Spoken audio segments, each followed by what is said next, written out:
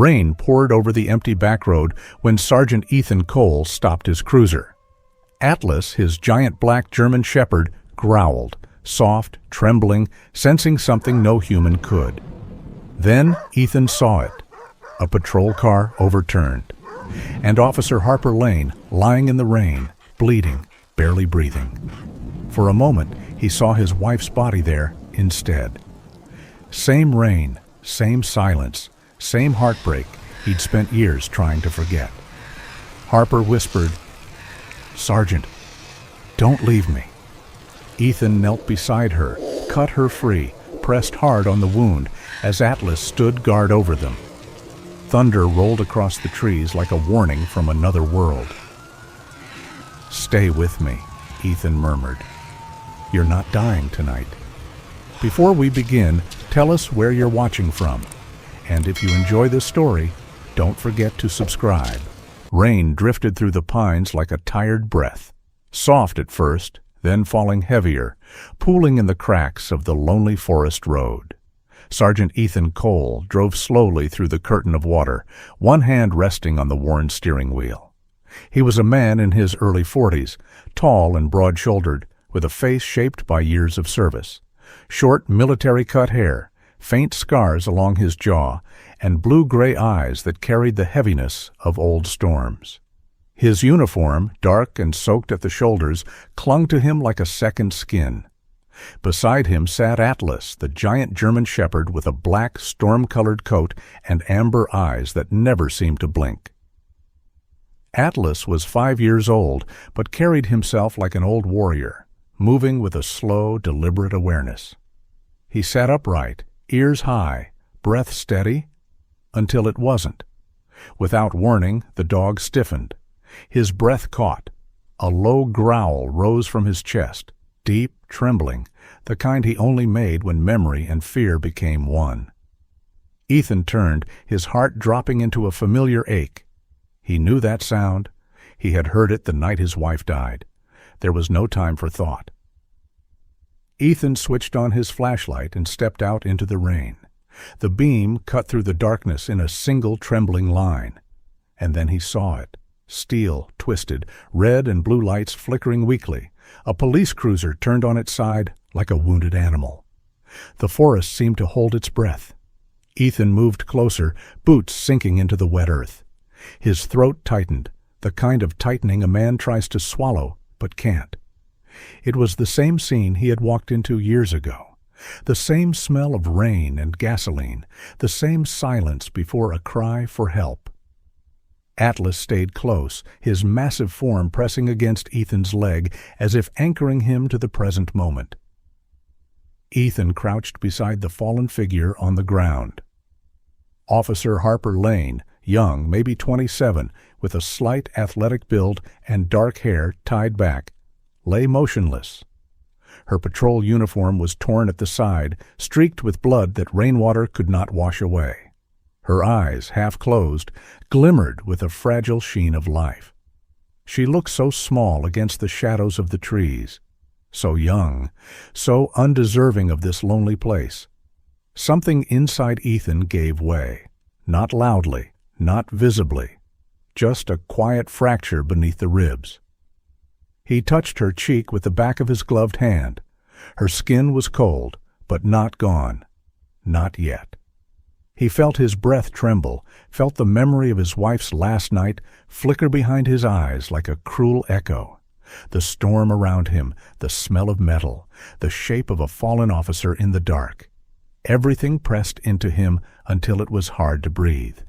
For a moment he closed his eyes and let the rain run down his face. A man cannot change the past, he thought, but maybe tonight he could protect someone else from it. And with that quiet promise, he leaned closer to Harper, listened for her faint breath, and whispered to the dark road that waited ahead. "I'm here, you're not alone." The rain fell harder now, striking the earth in hurried taps, as if urging someone, anyone, to keep moving. Ethan leaned into the wreck, the cold metal groaning beneath his hands. His breath came slow, controlled, the way it used to on long nights with the SWAT team. He slid an arm beneath Harper's shoulders. She was light, too light, as if the rain had washed the strength from her body. Her uniform clung to her, navy fabric torn at the side, badge scratched, body armor soaked through. When her eyes opened, green and glassy, they flickered with the stubbornness of someone who hadn't yet learned how to quit. Ethan heard her voice, a faint rasp, trembling but proud. She told him she knew who he was, had watched him teach younger officers how to survive. And something inside him tightened again, the part of him that wished he could protect everyone, but hadn't. He didn't answer. Not yet. The sharp scent of gasoline curled upward like a warning. The cables overhead hissed. He felt the air shift, felt the world take a breath before it burned.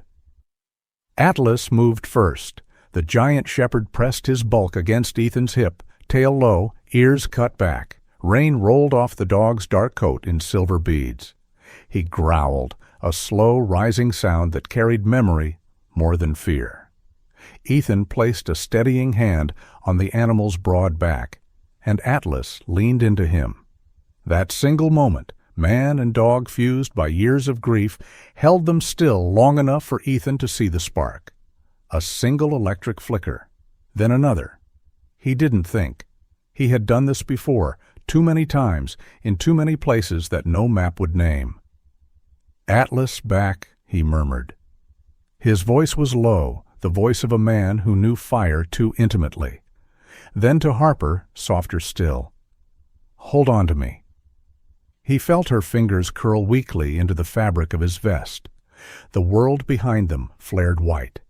The explosion rolled through the trees like thunder. Heat licked the back of Ethan's neck as he carried Harper away from the blast. One step, another, and another, his boots sinking into wet soil. Atlas ran beside him, barking sharp warnings into the smoke, guiding them with the instincts of a creature who remembered loss more deeply than he understood it. Ethan didn't look back. He only heard the roar of flame behind him, the crack of splintering glass, and Harper's faint breaths against his collarbone. Each breath was a plea to live. Each breath was a reminder of the night he had once failed to save someone he loved. Rain washed down his face, mixing with the heat, the memory, the sharp sting of old guilt. Yet in the middle of the burning dark, something steadier moved through him, an old vow he had once buried, but now felt rising again. When they reached the safety of the tree line, Ethan lowered Harper gently onto the damp ground. Atlas circled them, nose lowered, breath steady, guarding them like a sentinel carved from shadow. Harper blinked up at Ethan, eyes struggling to focus. He held her gaze for a long moment. In that stillness, beneath the falling rain and fading fire, he understood. This night was not a repeat of the past. It was a chance to keep someone alive, to rewrite a chapter he had carried in silence. And so he whispered the only promise he could make, one carved from years of pain and the quiet hope that still lived beneath it. "You're safe. I've got you." A thin mist drifted between the trees, softening the darkness as if the forest wished to hide the worst of what it had witnessed. Ethan moved carefully through the wet undergrowth. Harper held firmly in his arms. She breathed in shallow, fragile pulls, each one brushing against his collarbone like a plea she was too weak to voice. Atlas walked slightly ahead of them, his massive frame tense, tail low, nose cutting through the cold air. Rain clung to his thick black coat, turning him into a moving shadow with amber eyes. For a long moment there was only the sound of Ethan's boots in the mud and Harper's faint breaths. Quiet, fading. Then Atlas halted. His ears snapped forward. The growl that rose in his chest was deeper this time, as if he were arguing with the night itself. Ethan felt the dog's alarm press against him like a hand on his shoulder. He lifted the flashlight, its narrow beam trembling through the trees. The light found a form on the ground, another body. A man bound at the wrists, his ankles tied, his mouth gagged with a strip of cloth soaked by the rain. He looked older, mid-50s, gaunt from fear and cold. His clothes were simple, flannel shirt, work jeans, a jacket torn at the sleeve. The kind of man who probably lived off logging work or odd jobs, someone familiar with long winters and harder days. Yet now he trembled like a child. Atlas stepped in front of him, lowering his head, standing guard with a stillness that seemed carved from stone. Ethan recognized that posture, the way Atlas placed himself between the helpless and the world. It was instinct. It was memory. It was grief taking the shape of protection.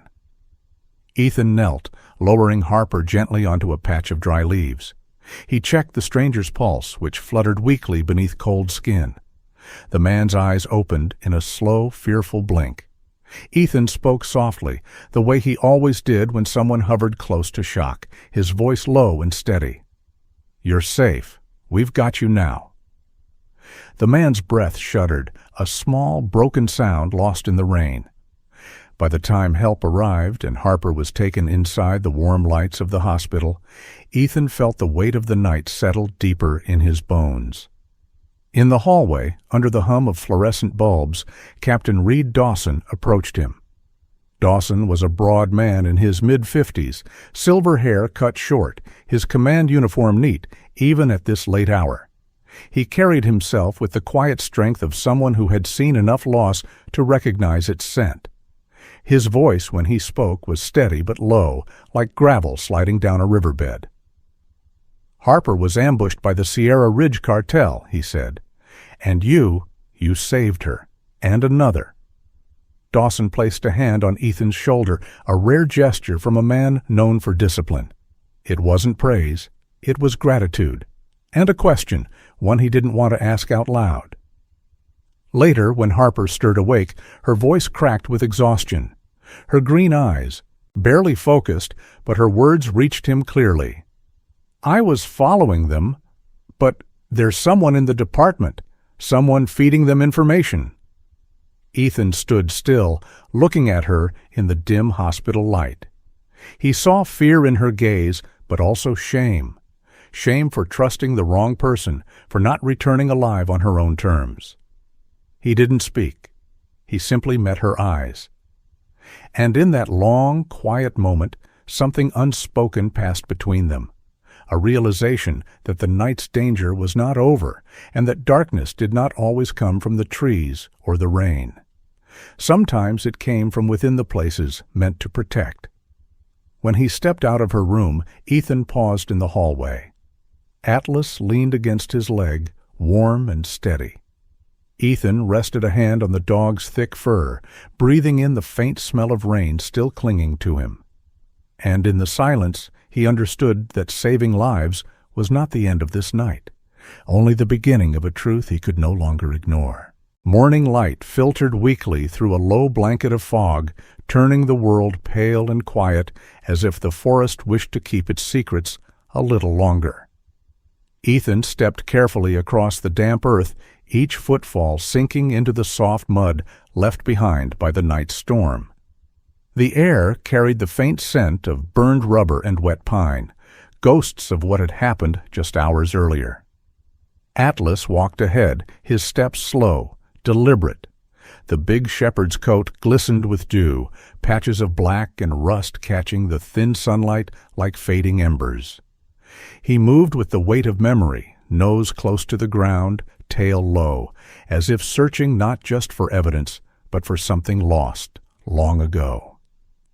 Ethan let him lead. His own breath came steady but shallow, that familiar tightness in his chest returning, the one that always whispered of a night he could never forget, the night he failed the person he loved most. Atlas stopped.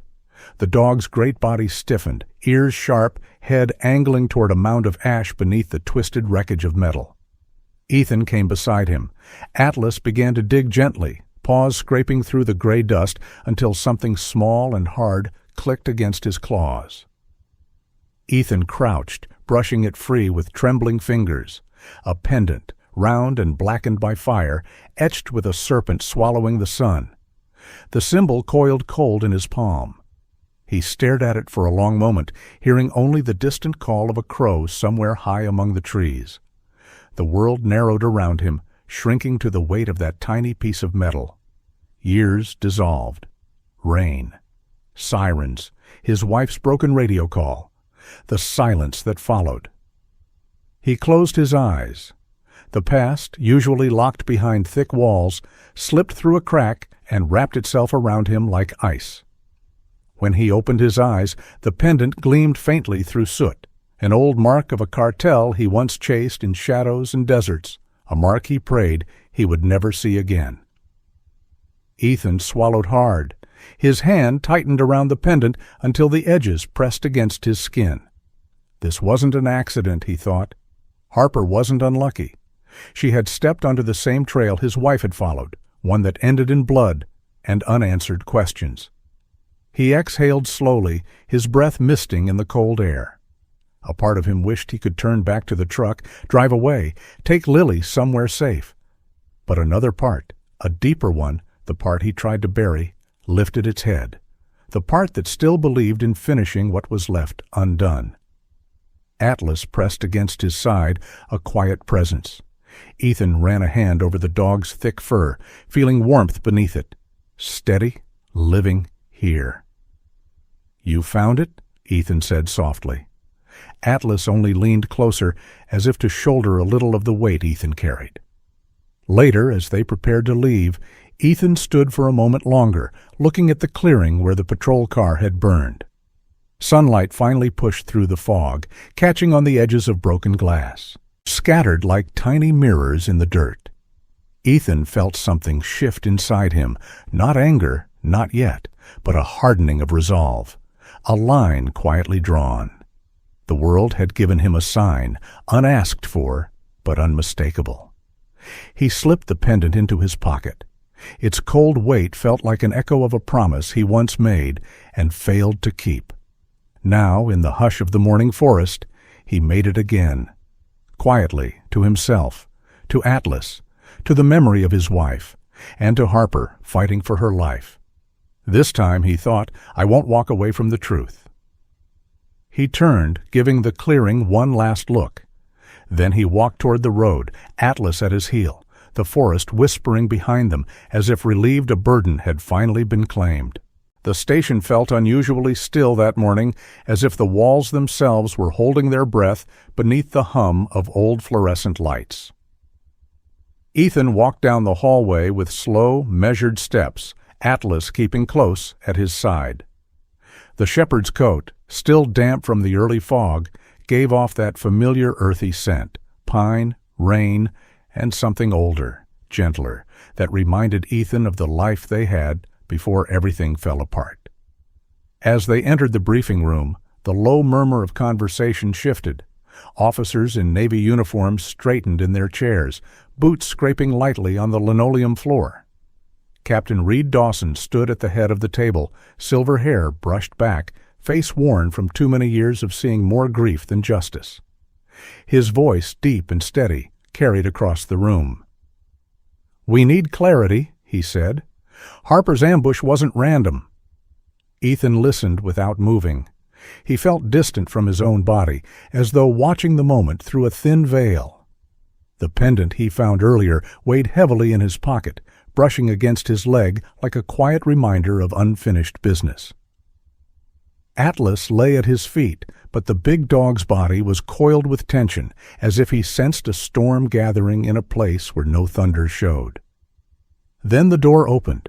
Officer Grant Miller stepped inside, a thin man in his mid-30s with a tired posture and nervous hands. His brown hair was thinning at the temples, and the shadows beneath his eyes hinted at long nights, though whether from guilt or fear, Ethan couldn't yet tell. Miller's uniform was neat but strained around the buttons, as if he had dressed too quickly. He cleared his throat, offering a hesitant nod to the room. "Sorry I'm late," he said, voice thin and wavering. But before anyone could respond, Atlas rose. The shepherd's reaction was immediate, violent in its certainty. His fur bristled from neck to tail. A deep growl rumbled through his chest, old and primal. He stepped in front of Ethan, the way he always had when danger crept too close, and fixed his amber eyes on Miller with an intensity that froze the entire room. Every conversation died. A paper cup slipped from an officer's hand, rolling softly across the floor. Miller stopped mid-step, his face draining of color. "What's wrong with your dog?" he asked, trying to force a laugh.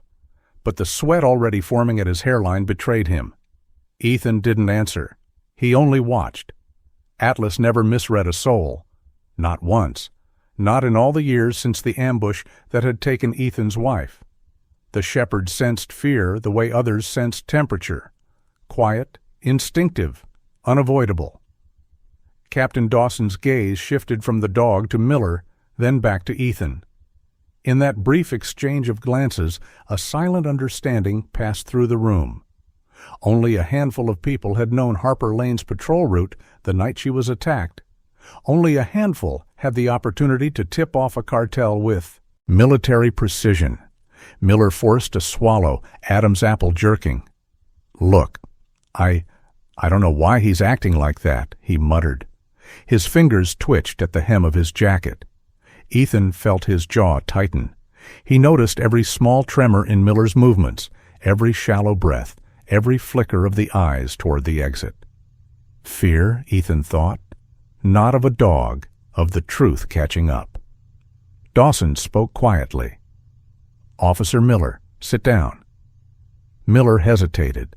Atlas growled again, a sound low enough to vibrate through the soles of Ethan's boots. Finally, Miller obeyed. He sank into a chair at the far end of the table, knuckles white against the wood. Ethan lowered his voice, almost gentle. "The only ones who knew Harper's route were in this room," he said, "and whoever told the cartel knew exactly where she'd be, and when." Miller's breath hitched, just enough for the trained eye to see. Ethan didn't push further. He didn't need to. The weight in the room had already shifted. Everyone felt it, the quiet cracking of a mask someone had worn too long. Atlas eased back slightly, pressing against Ethan's leg. The message was clear. He's the one. For a moment, no one spoke. Just the hum of the lights, the soft ticking of the wall clock, the sound of Atlas's measured breathing. Ethan rested a calm hand on the dog's broad shoulders. The shepherd leaned into the touch, still watching Miller, but no longer shaking with tension. Ethan looked down at Atlas, the dog who had seen more than any animal ever should, and he felt that familiar ache in his chest, gratitude mixed with sorrow. "Good boy," he whispered. And Howard Miller, sweat gathering at his temple, looked away. In that quiet, something inside Ethan settled, sharp and certain. Justice had begun moving again, not loudly, not with sirens, but with the soft growl of a loyal dog refusing to let the truth stay hidden. Evening settled gently over the small house, the last light fading into shades of amber and blue. Ethan stepped through the front door with a quiet heaviness in his shoulders. The bandage across his brow tugged slightly when he blinked, reminding him of the day he had survived and the things he wished he could forget.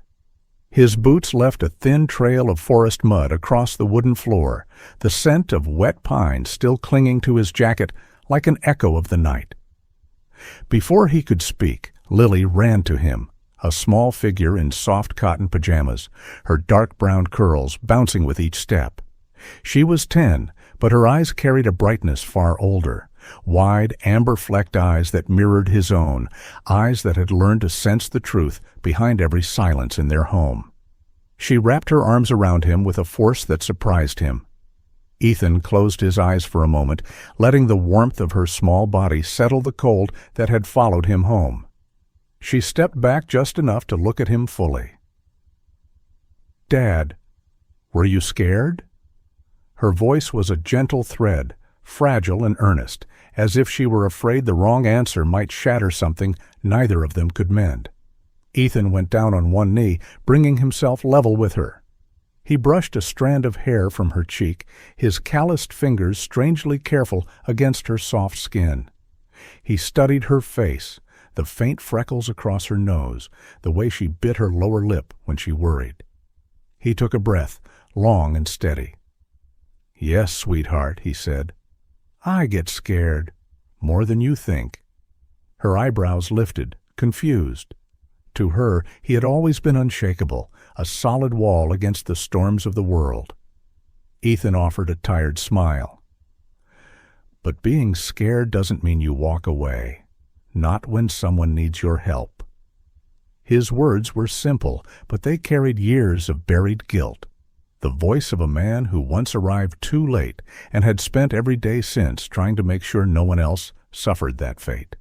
Atlas padded in quietly from the hallway, nails clicking softly against the floor. The giant German shepherd, all black and rust with fur, still damp from the night's mist, moved with a slow, deliberate grace. He was aging, not in strength, but in the heaviness of his gaze, eyes that had seen more violence than any dog should. Without hesitation, Atlas lowered himself beside Lily, resting his great head on her small legs. She giggled softly and stroked his ears. The dog closed his eyes, letting his breath settle into a calm, steady rhythm. Ethan watched them, the child he loved more than life, and the dog who had saved him in ways he never spoke aloud. For a brief moment, something inside him eased, a reminder that there were still gentle things in the world worth guarding. The house around them was quiet, filled with the soft ticking of the kitchen clock and the faint whistle of wind slipping through old window frames.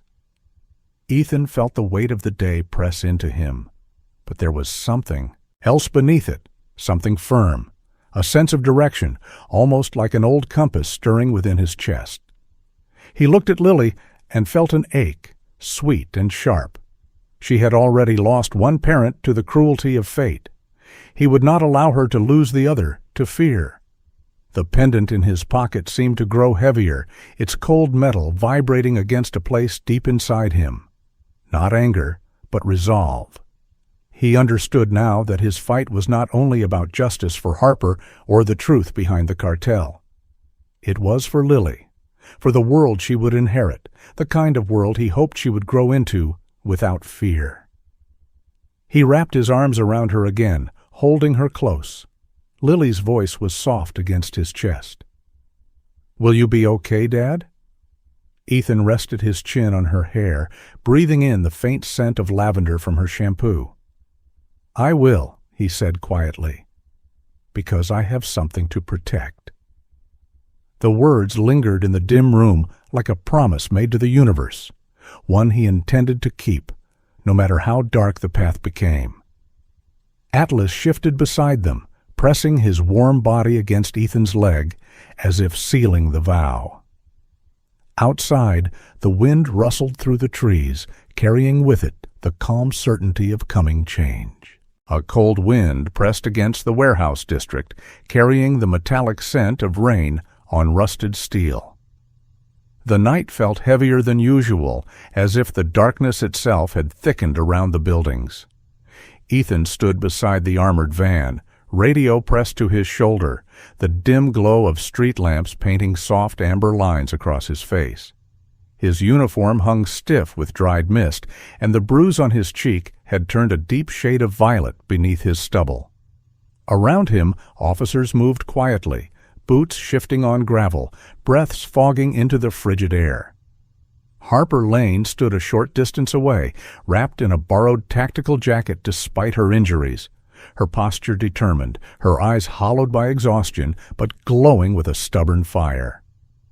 Atlas waited beside Ethan, massive and still, his ears twitching with every distant creak of metal. He seemed carved from the same darkness around them, a guardian made of shadow and muscle. Ethan rested a hand on the dog's neck, grounding himself in the warmth beneath the thick fur. The raid had to be clean, swift, careful. But something in the air told him the night had other plans. The teams moved in silence, weapons drawn, flashlights off.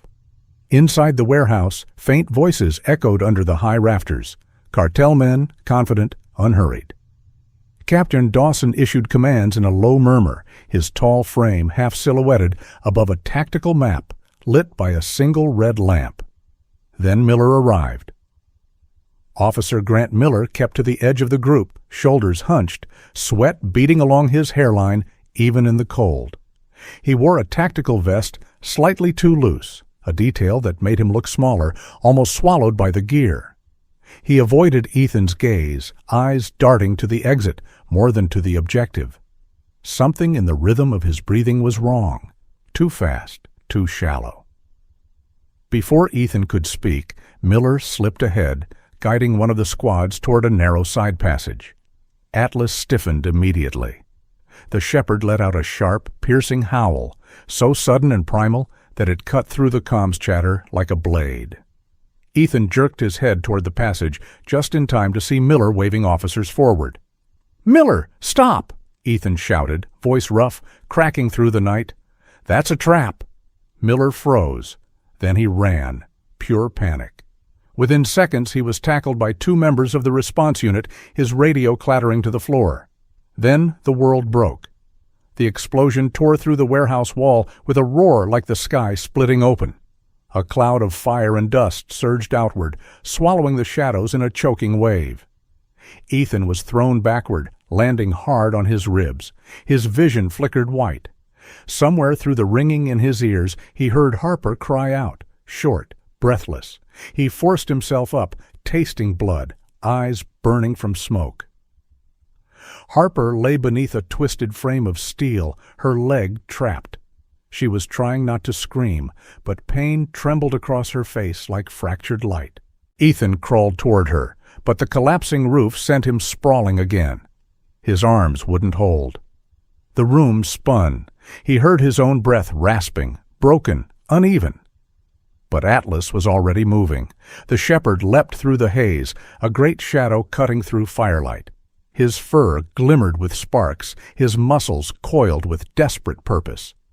He thrust his massive body against the fallen beam, jaws clamping onto the cold metal, growling deep as he dragged it aside. It scraped against the floor with a shriek. Harper gasped as her leg came free. She reached up, arms instinctively wrapping around Atlas's thick neck. "Good boy." "Oh, God." "Good boy?" Her voice cracked. Atlas lowered himself so she could brace her weight. Then, with a low, powerful rumble, he rose, lifting Harper across his back. The sight held the entire world still. Ethan watched through the blur, the dog carrying the wounded officer, stepping carefully through fire and debris, never losing balance. Harper pressed her cheek to his fur, eyes glossy with shock and gratitude. Officers stood frozen, awestruck, guns lowered. When Atlas finally emerged from the collapsing doorway, Harper safe upon him, even Dawson whispered something like a prayer. In the quiet that followed, Ethan felt a warmth rise in his chest, the fragile, painful kind. Atlas wasn't just a K-9. He was the part of Ethan that refused to die. Morning settled over the town like a soft quilt of pale gold, lifting slowly from the rooftops and drifting across the quiet streets. Ethan stood on the steps of the station, hands tucked into the pockets of his worn uniform jacket. The cold air carried the faint scent of smoke from some distant chimney, the kind that always reminded him of winter mornings, long before grief had carved its place in his life. Inside, officers moved with a gentle murmur. No urgency now, only the slow, tired relief that came after a long night of danger, ending without more loss. Atlas sat beside him, massive and calm, his tail brushing once against the concrete, as if testing the stillness. The dog's coat, brushed clean after the warehouse fire, gleamed under the rising sun. Ethan rested a hand on his companion's thick neck, feeling the steady warmth of life beneath the fur. It grounded him, the way it always had. The cartel had been dismantled, their radios silent, their trucks confiscated. And Miller. The betrayal now had a name and a face, but no longer the power to wound. Harper Lane arrived just after sunrise, walking carefully but with more strength than he expected. She wore a simple gray coat over her uniform slacks, her hair tied loosely, her face still touched by the pale exhaustion of recovery. Yet her eyes, clear green and steady, held something new, not fear, not even pain. Gratitude, pure and bright. She stood before Ethan and for a moment didn't speak. She simply looked at him as if trying to find a place to begin. "You saved my life," she said finally, her voice softened by something deeper than words. "But more than that, Atlas chose to save me." At the sound of his name, the giant shepherd lifted his head and stepped closer, nudging her hand gently with his nose. Harper's smile trembled at the edges, touched by relief and something tender. She scratched behind his ear, whispering a quiet "thank you" meant only for him. Ethan watched them in silence, the warmth in his chest spreading like a small sunrise. For years he had felt as though he walked alone through the weight of old grief. But now, seeing Harper with Atlas, he sensed the quiet truth. Healing sometimes begins in places where you least expect it. Later that morning, Captain Dawson called Ethan into his office. The room smelled of old books and cedar polish, the window blinds casting thin bars of light across the captain's lined face. Dawson stood behind his desk, his posture straight but softened by the faint weariness of long service. He took a slow breath before speaking. "Ethan," he said, voice steady and low, "we've all seen what you and that dog can do. Last night, you didn't just save lives. You reminded the entire department why we put on this badge." He stepped closer, placing a firm hand on Ethan's shoulder. "I want you to take command of the tactical training in K-9 Division. You and Atlas were made for it." Ethan felt something shift inside him, part humility, part disbelief. He had spent years avoiding leadership, clinging to the edges of the department like a man who feared his own shadow. Yet here was someone offering him a chance to build, not just to fight. "I don't know if I deserve that," Ethan murmured. Dawson squeezed his shoulder. "Then grow into it. None of us ever feels ready for the good we're meant to do." By afternoon, the new department logo was unveiled, a bold shield entwined with the silhouette of a German shepherd, strong, unwavering, mid-step. Atlas sat beside Ethan as the cloth was lifted away, tilting his head as if studying his own reflection. Officers applauded softly. Some wiped their eyes. Harper stood in the front row, smiling through a swell of emotion she didn't bother to hide. Ethan looked at her, then at the symbol of loyalty and courage displayed before them. For the first time in a very long time, he felt the world settle into place. Not perfect, not painless, but honest and moving forward. As evening came, Ethan walked home with Atlas at his heel, the sky washed in lavender light. He knew the road ahead would bring new challenges, new nights, new storms, new battles. But he also knew something else, something he had almost forgotten, that there were still people worth protecting, still promises worth keeping. He paused at the end of his driveway, looking at his home glowing warmly through the windows. Atlas leaned into his leg, steady as ever. Ethan whispered into the quiet, "I'm ready." This is a story about the kind of courage that doesn't shout, the kind carried quietly by people who show up when it matters, even when their own hearts are breaking. It's about a police sergeant who lost more than most men could bear, and a dog who carried his grief with him, step by loyal step. It's about a young officer who refused to give up, even when the night seemed determined to swallow her whole, and about the small choices, one stop on a rainy road, one moment of compassion, that changed the course of a life. But above all, this story reminds us that healing rarely comes in grand gestures. It comes in the soft thud of a loyal dog's footsteps, in a man choosing hope over memory, and in the simple belief that no one should ever be left behind. Some nights break us, others teach us who we truly are.